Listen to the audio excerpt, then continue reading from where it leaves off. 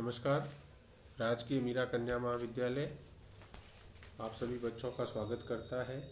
और हमारे इस आज के वीडियो में हम जैनेंद्र कुमार पर बात करेंगे और उनका जो एक उपन्यास आपके पाठ्यक्रम में एमए के छात्रों के लिए लगा हुआ है, त्यागपत्र,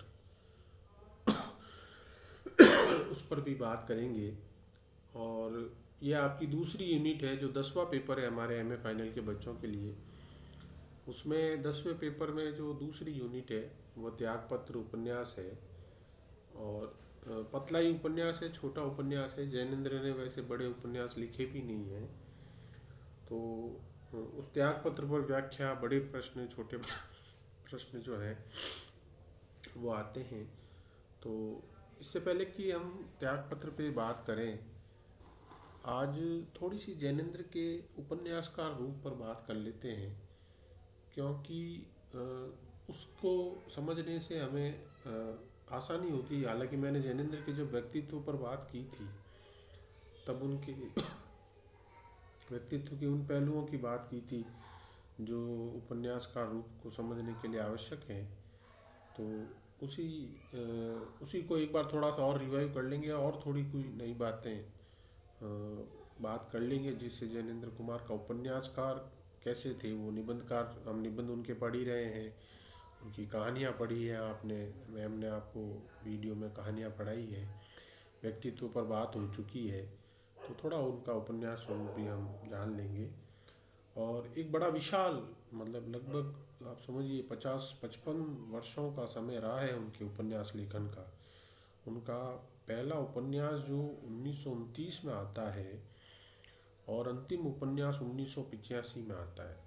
तो आप देखिए कि इतना लंबा दौर हिंदी के बहुत कम उपन्यासकार ऐसे हैं जिन्होंने 50-55 वर्ष तक लगातार साहित्य की सेवा की है।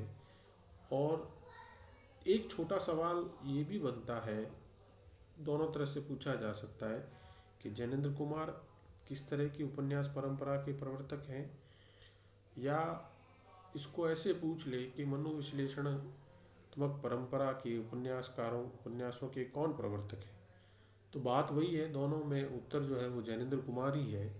हिंदी में अगर हम प्रेमचंद के द्वारा एक समाजवादी यथार्थवाद का उपन्यास उत्पन्न हुआ था और एक धारा चली थी जिसमें सामाजिक बातें और यथार्थवाद, एक रियलिस्टिक अप्रोच लेते हुए उपन्यास लिखे गए, उसी के बराबर कुछ समय बाद जैनेंद्र कुमार के द्वारा मनोविश्लेषणात्मक उपन्यासों का आविर्भाव हुआ और एक नए तरह की साहित्य की जो है रचना हिंदी में हुई, जो एक बिल्कुल भिन्न पृष्ठभूमि पर आधारित थी, जिसको हमने मनोवैज्ञानिक उपन्यास, मनोविश्लेषणात्मक उपन्यास कहा। आप अगर एक उस तरह से समझिए कि जैसे ट्रेन का एक स्टेशन है, जंक्शन जिसको कहते हैं ना, जहाँ से दो रास्ते अलग हो जाते हैं, तो आप समझिए कि हिंदी उपन्यासों में प्रेमचंद के समय का जो उपन्यास है वो एक जंक्शन की तरह है। मतलब बहुत अच्छा जंक्शन प्रेमचंद। वहाँ से दो रास्ते जो है, दो पटरियाँ अलग अलग हिंदी उपन्यासों की निकल गई। एक पटरी तो गई जो आपके प्रेमचंद के जैसे ही उपन्यासकारों की तरफ, जो समाजवादी यथार्थवादी उपन्यास थे, और दूसरी जो पटरी जो है वह गई मनोवैज्ञानिक उपन्यासकारों की तरफ। तो उस दूसरी पटरी को डालने वाले, वहाँ पर पहला रेलवे स्टेशन बनाने वाले हमारे जैनेंद्र कुमार थे, इस तरह से आप अगर समझें तो। और हिंदी उपन्यासों को उन्होंने एक नई दिशा दी, एक तरह का नया ढांचा, एक तरह का नया एस्थेटिक्स, एक नया सौंदर्य बोध उन्होंने हिंदी उपन्यासों को दिया। और उनकी उपन्यासों की कहानियाँ, जो कथा है, वो आज भी इतनी क्रांतिकारी और इतनी है कि वो हर एक आसानी से उसको पचा नहीं सकता, उसको तुरंत, मतलब एकदम उस पर विरोध और ऐसी बात हो जाएगी कि ये क्या जैनेंद्र ने लिखा है। उस तरह की जो बातें जो उन्होंने कही है, जो हमारे समाज और परिवार में आज भी स्वीकार्य नहीं है। तो वो अपने समय से आगे के रचनाकार थे, अलग तरह से एक सोचने वाले और वैसे। और कई बार ये सवाल पूछ लिया जाता है, जैनेंद्र कुमार के कोई दो उपन्यासों के और नाम बताओ, या त्यागपत्र के अलावा जैनेंद्र कुमार के किन्हीं और उपन्यासों के नाम बताओ, तो वो हमने आगे भी चर्चा की थी पहले। आप और थोड़ा सा ध्यान कर लीजिए। जैसे परख उनका पहला उपन्यास है जो 1929 में आया था। फिर सुनीता 1935 में, त्यागपत्र आपके पाठ्यक्रम में 1937 में, कल्याणी, फिर सुखदा, विवर्त, व्यतीत, जयवर्धन, मुक्तिबोध, अनंतर, अनाम स्वामी, और अंतिम उपन्यास उनका दशार्क था। तो इस तरह से हम देखें तो एक बहुत लंबी उपन्यास रचना जो है उन्होंने की है। उपन्यास बहुत लिखे हैं उन्होंने। और एक इसमें जरूर बात ध्यान देने की है कि इनके सभी उपन्यास लगभग एक ही थीम पर आधारित है, यानी विषय वैविध्य उतना नहीं है। जैसे प्रेमचंद के उपन्यासों को हम लेंगे तो किसान, मजदूर, जमींदार, लगान, गाय, फसल, ये सब वहाँ पर मुख्य वो है। प्रेमचंद के उपन्यास उसी के आगे पीछे घूमते हैं, उधर ही बने रहते हैं। उसी तरह से जैनेन्द्र के उपन्यास भी एक मुख्य पृष्ठभूमि पर आधारित है। वहाँ खेती नहीं है, वहाँ खलिहान नहीं है, वहाँ फसल के खत्म होने का कोई डर नहीं है। उनकी पृष्ठभूमि की खेती अलग ही है, वो मन की खेती है। वहाँ मस्तिष्क का लगान है, वहाँ वहाँ मन के हल चल रहे हैं। मतलब जो उनके उपन्यासों की कहानियाँ हैं वो मनुष्य के हृदय, मन, मस्तिष्क में चल रहे संघर्षों की कहानी है।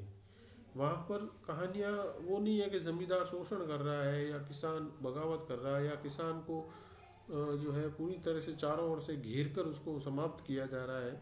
वहाँ वो नहीं है। वहाँ व्यक्ति खुद को ही जो है समाप्त करने पे लगा हुआ है, वो खुद के खिलाफ लड़ रहा है।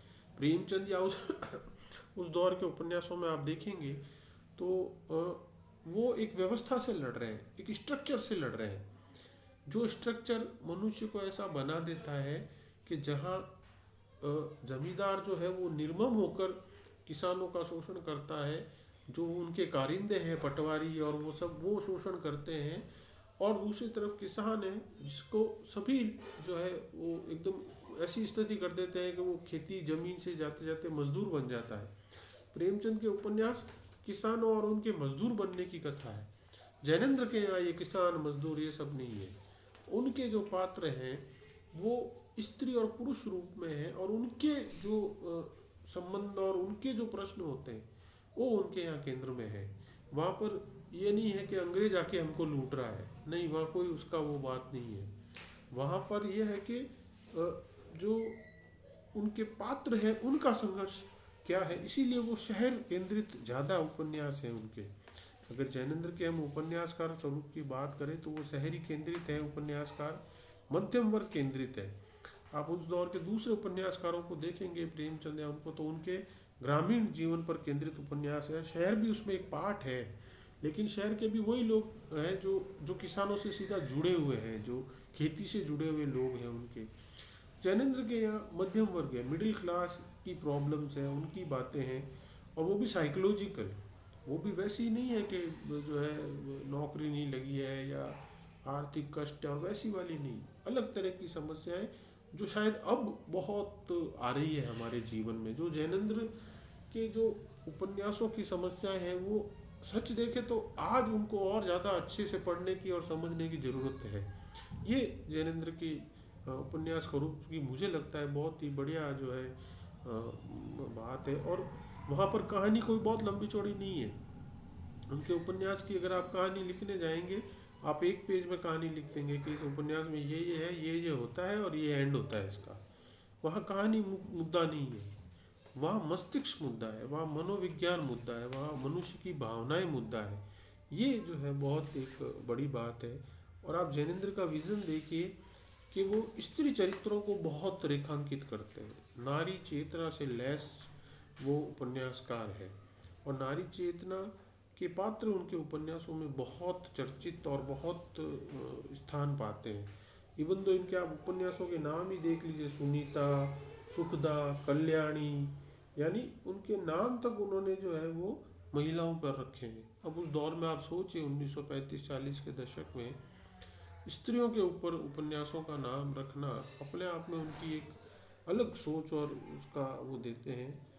फिर जैनेन्द्र के जो उपन्यासकार स्वरूप है उसमें वह एक व्यक्ति बनाम समाज की लड़ाई है, यानी वह व्यक्ति और समाज जो है उनका आपसी वो है। और वो ऐसे व्यक्ति है जो बेचारे समाज से बाहर भी नहीं जाना चाह रहे हैं और समाज के भीतर उनका दम घुट रहा है। तो अद्भुत एक अलग स्थिति वाले वो पात्र हैं जो बेचारे चाह कर भी उस सामाजिक घेरे को तोड़ नहीं सकते, उसी के भीतर रहने को अभिशप्त हैं और उसके भीतर रहने पर उन्हें बहुत दर्द और बहुत कष्ट होता है। तो उपाय कोई नहीं है। ये एक ऐसी स्थिति समझ लीजिए कि किसी गैस के चैम्बर में आप हो और आप उससे बाहर भागना चाह रहे हो लेकिन भाग भी नहीं सकते। तो ऐसे जैनेंद्र के उपन्यास हैं और उनका उपन्यासकार स्वरूप है जिनमें विवाह संबंध पर, वैवाहिक संबंधों पर उस पर बहुत बात की गई है कि कैसे ये दो व्यक्तियों के मध्य एक रिश्ता होता है जो उसको लेकर क्या होना चाहिए, वो दो परिवारों, दो समाज के बीच में कैसे हो जाता है। सामाजिक नियमों पर वो बात करते हैं कि क्या वो होने चाहिए, नहीं होने चाहिए, तो कैसे उनको मनुष्य क्या करे, उनको चुनौती दे, कैसे अपने अनुकूल वो करे। नैतिक संघर्ष उनके उपन्यासों में बहुत एक पाया जाता है कि जो है मनुष्य का सही क्या है, गलत क्या है।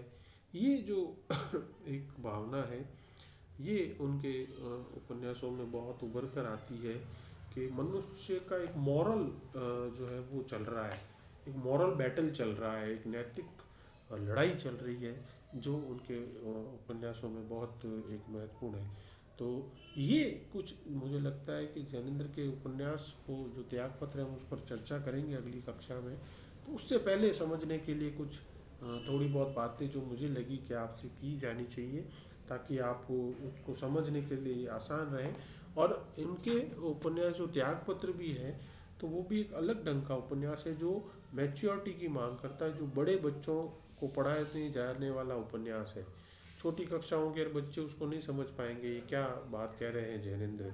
समाज में भी बहुत सारे लोग उनकी बातों को नहीं समझ पाएंगे, लेकिन वही समझने का प्रयास जो है जैनेंद्र ने किया है और एक अलग तरह का विजन देने का प्रयास किया। तो हम अगली कक्षा में त्यागपत्र पे बात करेंगे। तब तक के लिए आपका बहुत धन्यवाद।